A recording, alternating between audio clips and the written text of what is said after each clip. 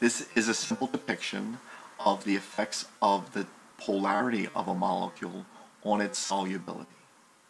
In this animation, we mix water and oil with two dyes, methylene blue and Sudan red.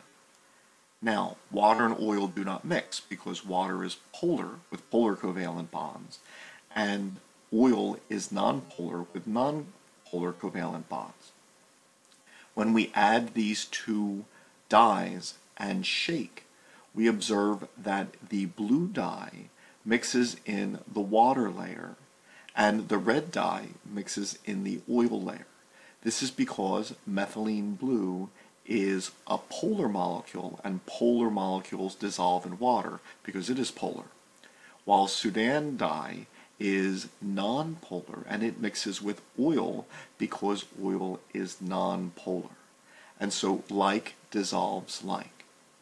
In the tube on the right, if we add detergent, the detergent is able to mix all of these together because detergent molecules have a polar end and a nonpolar end.